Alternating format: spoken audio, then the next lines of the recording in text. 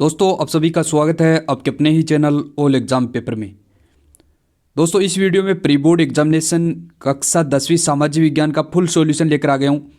इस वीडियो के माध्यम से आपको एक से लेकर जितने भी क्वेश्चंस हैं सारे क्वेश्चंस के आंसर आपको इस वीडियो के माध्यम से मिलने वाले हैं।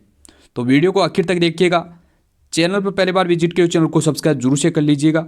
वीडियो को दोस्तों के साथ में शेयर कर दीजिए ताकि सभी स्टूडेंट्सों की हेल्प हो सके। तो सबसे पहले शुरुआत करते हैं वीडियो की।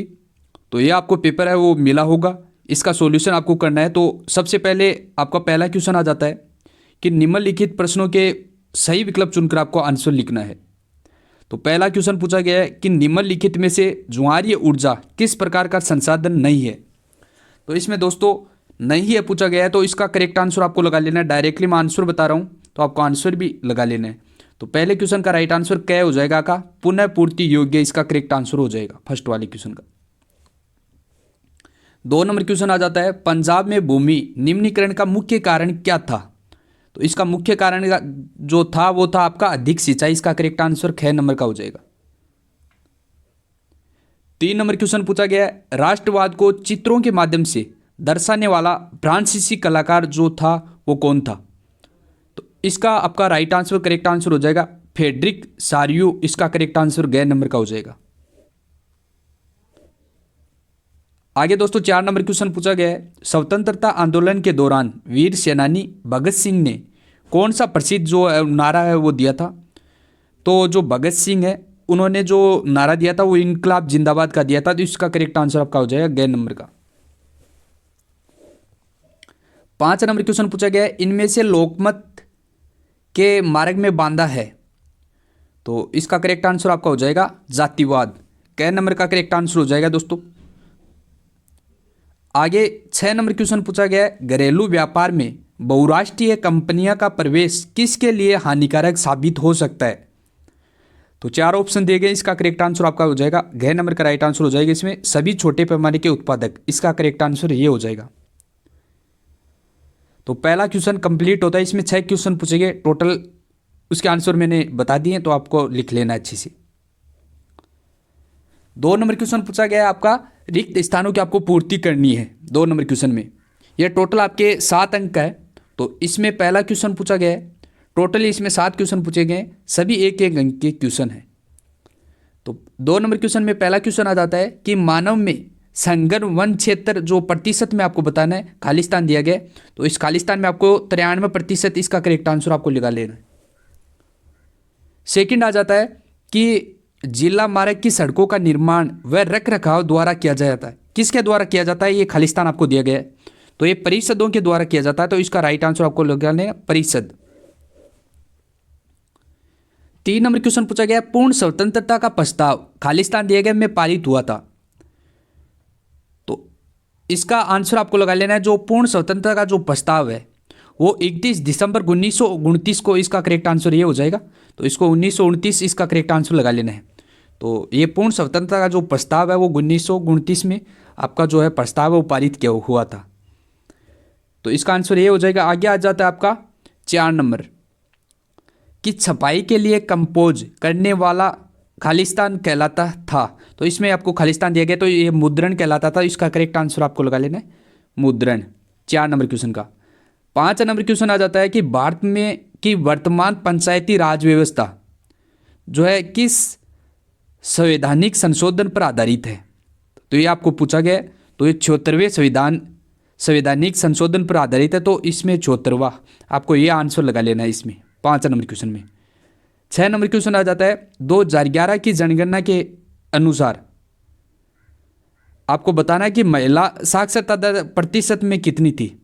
तो दोस्तों 2011 की जो जनगणना थी उसके अनुसार महिला की जो साक्षरता दर थी वो 65.46% थी। इसका करेक्ट आंसर ये आपको लगा लेना है।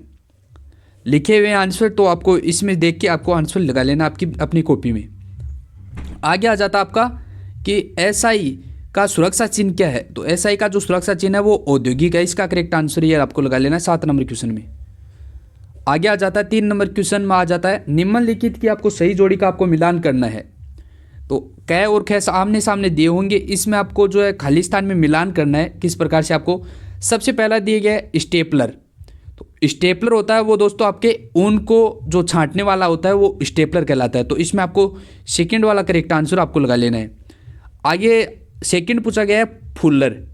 फुल्लर होता है चुन्नटों से कपड़े समेटने वाला। तो मैंने आंसर लगा दिया है डायरेक्टली, आप भी लगा सकते हैं। आगे पूछा गया है सिहली समुदाय। ये आपको ये सहेली समुदाय है, ये श्रीलंका का समुदाय है, तो इसको श्रीलंका करेक्ट आंसर लगा लेना है। आगे पूछा गया है फेडेकोर। फेडेकोर संगठन, ये संगठन दोस्तों है वो चीन का है, तो इसको करेक्ट आंसर आपको लगा लेना है चीन में। आगे पूछा गया है लोकतांत्रिक देश। लोकतांत्रिक देश है, इसका करेक्ट आंसर सामने ही है दोस्तों, ये 5 है बोलिविया, इसका करेक्ट आंसर ये लगा लेना है। आगे पूछा गया है सूती वस्त्र उद्योग का केंद्र कहाँ पे है। तो ये अहमदाबाद में है, तो इसका करेक्ट आंसर आ जाए सूती वस्त्र का जो उद्योग है उसका केंद्र कहाँ है, अहमदाबाद में। अहमदाबाद करेक्ट आंसर लगा लेना है। तो इस प्रकार से आपको 3 नंबर क्वेश्चन में सही जोड़ी का आपको मिलान करना था। आगे 4 नंबर क्वेश्चन आ जाता है आपका, निम्नलिखित प्रश्नों के उत्तर एक शब्द और एक वाक्य में आपको उत्तर देना है। आपको एक शब्द या एक वाक्य में आपको उत्तर देना है इसके आंसर का। ये भी आपका 7 अंक का है, तो इसमें टोटल आपके 7 ही क्वेश्चन पूछे गए हैं, एक अंक का सभी क्वेश्चन। तो इसमें 4 नंबर क्वेश्चन में पहला पूछा गया है मरुस्थलीय मृदा का रंग कैसा होता है। जो मरुस्थलीय मृदा होती है उसका रंग दोस्तों कैसा होता है, वो होता है आपका लाल और भूरा रंग होता है मरुस्थलीय मृदा का। तो इसका आंसर हो जाएगा आपका करेक्ट आंसर हो जाएगा लाल भूरा, इसका करेक्ट आंसर हो जाएगा फर्स्ट वाले का। सेकंड क्वेश्चन पूछा गया है सिंहों का प्राकृतिक आवास स्थल है वो कहाँ है। तो ये गिर राष्ट्रीय उद्यान में है, तो इसका करेक्ट आंसर ये आपको लगा लेना सेकंड का। आगे पूछा गया है 3 नंबर जालवेराइन क्या था। तो जालवेराइन था दोस्तों वो था जर्मन शुल्क संघ था, एक संघ है एक जर्मन का। तो ये आपको करेक्ट आंसर लगा लेना 3 नंबर क्वेश्चन में। 4 नंबर आपका पूछा गया है कॉर्न लॉ क्या था, तो इसके बारे में आपको लिखना है। 5 नंबर क्वेश्चन पूछा गया है यूरोपीय संघ का मुख्यालय कहाँ स्थित है। तो इसका आंसर हो जाएगा आपका ब्रुसेल्स में, ये जो यूरोपीय संघ है इसका मुख्यालय स्थित है। आगे आ जाता है आपका 7 नंबर क्वेश्चन आ जाता है भारत में सर्वाधिक साक्षर जो राज्य है वो कौन सा है। तो इसका आंसर हो जाएगा आपका केरल। तो इस प्रकार से आपको आंसर है वो लगा देने 4 नंबर क्वेश्चन में। आगे आपका आ जाता है 5 नंबर क्वेश्चन की निम्नलिखित प्रश्नों के उत्तर आपको सत्य और असत्य में देने हैं। जो सही होगा उसको सत्य लगा लेना और जो गलत होगा उसको असत्य लगाना है। सबसे पहला पूछा गया है महासागरीय जल अलवणीय होता है। तो ये अलवणीय नहीं होता दोस्तों, ये असत्य हो जाएगा, पहले में आपको असत्य लगा देना है। सेकंड पूछा गया मार्टिन लूथर प्रोटेस्ट धर्म सुधारक थे। तो ये बिल्कुल सही बात है, तो ये सत्य लगा लेना है, सेकंड क्वेश्चन सत्य लगा लेना है। थर्ड पूछा गया है ईसाई धर्म को शाखाएं कैथोलिक और प्रोटेस्ट में विभाजित हैं। तो ये आपको सत्य लगा लेना है। 4 नंबर क्वेश्चन पूछा गया है कि भारतीय स्टेट बैंक करेंसी नोट जारी करता है। ये असत्य आपको लगा लेना है। आगे आपका 5 नंबर क्वेश्चन पूछा गया है सेवा क्षेत्र अर्थव्यवस्था का प्राथमिक क्षेत्र है। तो ये भी आपको असत्य लगा लेना है। और 6 नंबर क्वेश्चन पूछा गया आपका, ये 6 अंक के ही हैं टोटल आपके। तो इसमें पूछा गया है कि चाय की झाड़ियों को उगाने के लिए वर्ष भर कोषणम और पाला रहित जलवायु की आवश्यकता पड़ती है। तो ये बिल्कुल सत्य बात है कि जो चाय की जो झाड़ियाँ उगते हैं उस टाइम पे आपको जो है पाले और जो बर्फ़ की है वो आवश्यकता होती है, बिल्कुल सही बात है। आगे दोस्तों आपका 6 नंबर क्वेश्चन पूछा गया है, ये 2-2 अंक के क्वेश्चन आ जाते हैं। तो इसमें 6 नंबर में 2 क्वेश्चन पूछे गए हैं। तो आपको आंसर कौन सा लिखना है, ये आपको आंसर लिखना है एजेंडा 21 क्या है। इसका आंसर आपको मैं बता रहा हूँ, एजेंडा 21 क्या है दोस्तों। तो ये आपको लिख लेना है एजेंडा 21 के बारे में, ये आपको लिख लेना है कि एजेंडा 21 यह एक जो है घोषणा है जिसे 1992 में ब्राज़ील के शहर रियो डी जेनेरो में संयुक्त राष्ट्र पर्यावरण और विकास सम्मेलन के तत्वान में राष्ट्राध्यक्ष द्वारा जो है स्वीकृत है वो किया गया था। इसके कुछ सिद्धांत भी हैं। पहला आपको लिखना है इसका उद्देश्य भूमंडलीय और स्थित पोषणीय विकास है वो शामिल करना है। तो इस प्रकार से आपको एजेंडा 21 के बारे में स्क्रीनशॉट ले लेना है, या आप लिख सकते हैं। आगे 7 नंबर क्वेश्चन पूछा गया है, इसमें 2 क्वेश्चन पूछे गए हैं। पहला पूछा गया जैव विविधता किसे कहते हैं और सेकंड आपको पूछा गया आरक्षित वन किसे कहते हैं। तो ये आपको लगा लेना, ये आंसर आपको लिख लेना आरक्षित वन किसे कहते हैं। तो आरक्षित वन दोस्तों किसे कहते हैं, इसका आंसर आपको लगा लेना है तो ये आपको आंसर लगा लेना कि आरक्षित वन दोस्तों क्या कहलाते हैं, देश में आधे से अधिक वन क्षेत्र आरक्षित वन क्षेत्र है वो घोषित किए गए हैं। जहाँ तक वन और वन्य प्राणियों के संरक्षण की बात है वह आरक्षित वनों को सबसे अधिक मूल्यवान माना जाता है। तो ये आपको आंसर लगा लेना आरक्षित वन के बारे में। तो ये आपको आंसर लगा लेना है। आगे आपका आ जाता है 8 नंबर क्वेश्चन आ जाता है आपका। 7 नंबर क्वेश्चन हो गया दोस्तों, 8 नंबर क्वेश्चन आ जाता है। पहला पूछा गया है जूट को सुनहरा रेशा क्यों कहा जाता है, और इसके अथवा में भी दिया गया है रबी और खरीफ की फसल में दो अंतर लिखने।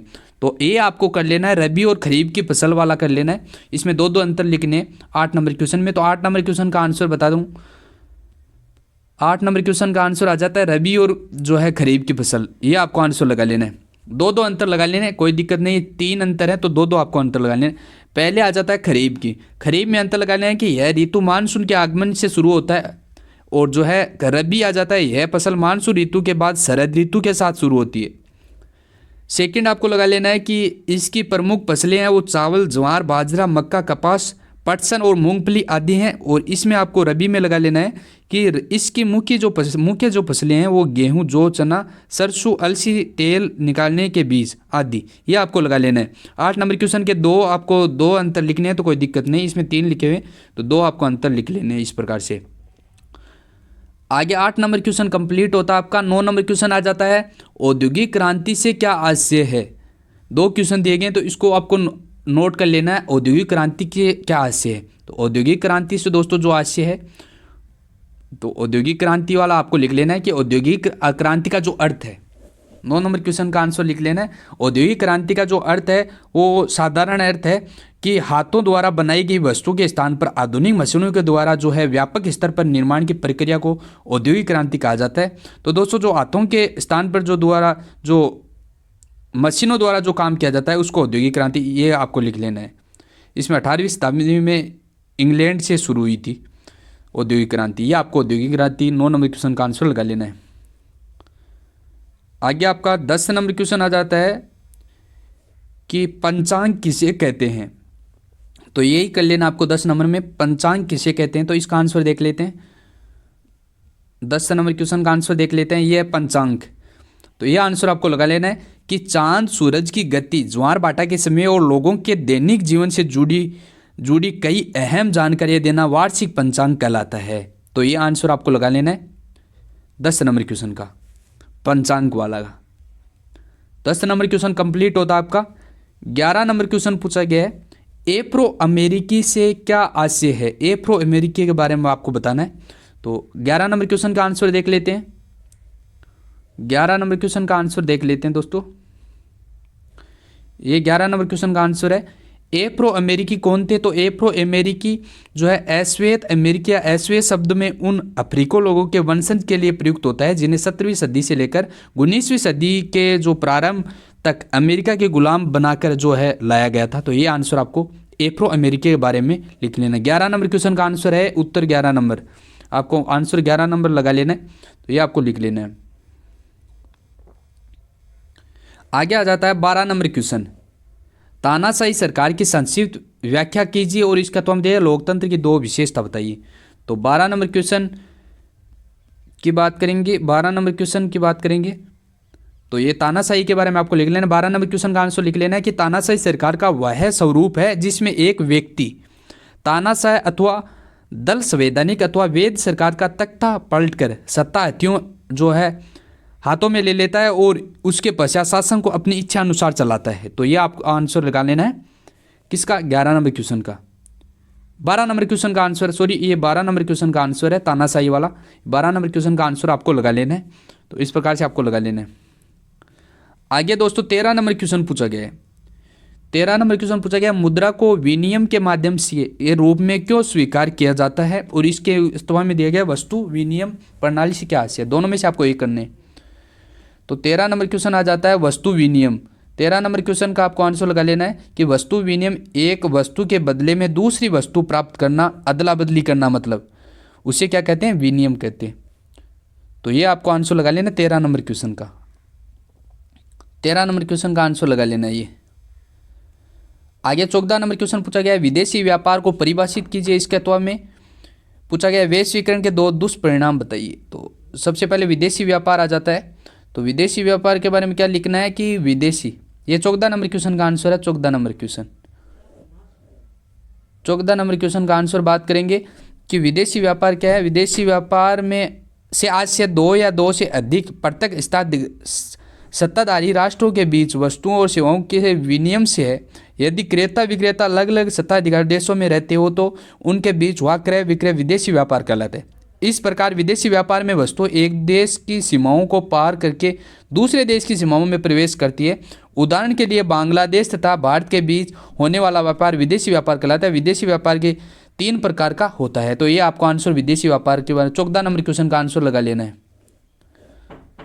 14 नंबर क्वेश्चन का आंसर ये आपको लगाना है विदेशी व्यापार क्या है।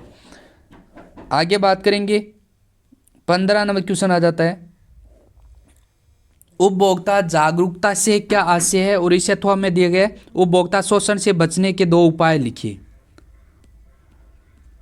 उपभोक्ता के बारे में बताया गया है।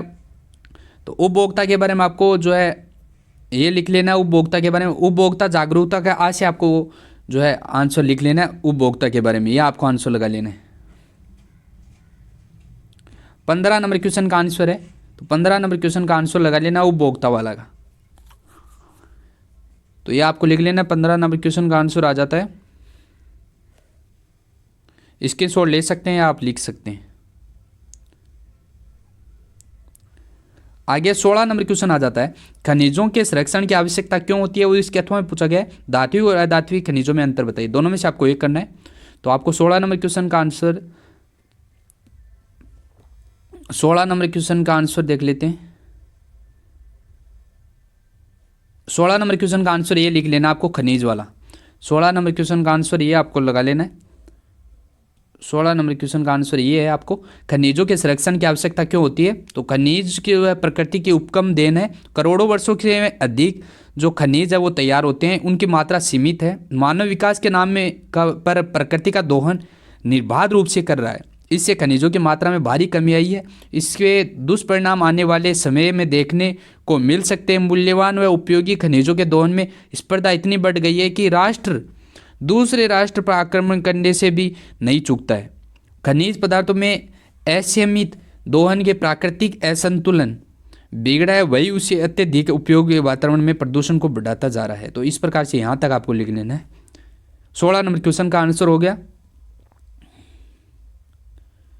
आगे 17 नंबर क्वेश्चन पूछा गया आपको कि औद्योगिक अवस्थिति के प्रभावित करने वाले 3 आपको मानवीय कारक के बारे में बताना है। इसके बाद में 18 नंबर क्वेश्चन आ जाता है आपका ईस्ट इंडिया कंपनी के बुनकरों की निगरानी के लिए जो है आपको बताना है ईस्ट इंडिया कंपनी के बारे में। तो बात करेंगे 17 नंबर क्वेश्चन की।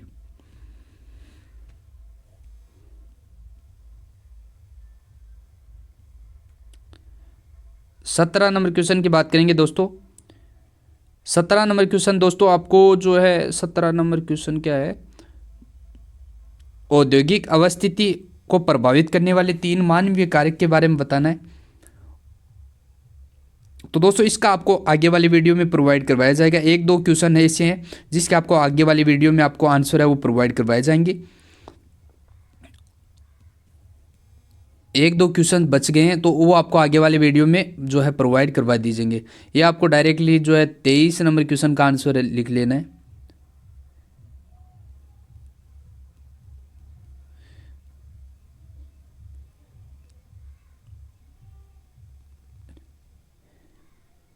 ये लोकतंत्र वाला लिख लीजिए, ये लोकतंत्र वाला भी आप लिख सकते हैं। और जो है 1-2 क्वेश्चन बच गए हैं, लोकतंत्र वाला लिख सकते हैं। आपको जनमत तैयार करना, मध्यस्थता और आलोचना, ये आपको 19 नंबर क्वेश्चन का आंसर है। तो ये 19 नंबर क्वेश्चन का आंसर आपको लगा लेना है। आगे दोस्तों आपके जो है ये 23 नंबर क्वेश्चन का आंसर है। इसमें आपको 2 उदाहरण देकर उपभोक्ता जागरूकता करने की ज़रूरत का वर्णन करना है। इसमें आपको लिख देना अधिकतम संतुष्टि प्राप्त करना और उत्पादकों के शोषण से बचाव करना। तो ये 23 नंबर क्वेश्चन का आंसर है। इसके बाद में दोस्तों ये 21 नंबर क्वेश्चन का आंसर लगा लेना। आपको जलियांवाला बाग हत्याकांड के बारे में आपको लिखना है। तो ये आंसर लगा लीजिए। 1 या 2 क्वेश्चन बच गए हैं दोस्तों। ये जो है 22 और 23 नंबर क्वेश्चन है, एक ये मानचित्र बच गया है। तो इसका आंसर भी आपको जल्दी इसी चैनल के माध्यम से आपको प्रोवाइड करवा दिया जाएगा। तो चैनल पर पहली बार विजिट करिए, चैनल को सब्सक्राइब जरूर से कर लेना, वीडियो को लाइक कर दीजिए और वीडियो को ज़्यादा से ज़्यादा दोस्तों के साथ में शेयर कर दीजिए ताकि सभी की हेल्प हो सके। तो इस परिबोर्ड में आपको पूरे में से पूरे अंक 80 में से 80 अंक वो प्राप्त होने वाले हैं। तो अच्छे से आपको जो है लिख लेना है इसको, और जो भी एक दो क्वेश्चन बच गए हैं वो आपको जल्दी ही प्रोवाइड करवा देंगे। मिलते हैं अगले वीडियो में, तब तक के लिए धन्यवाद।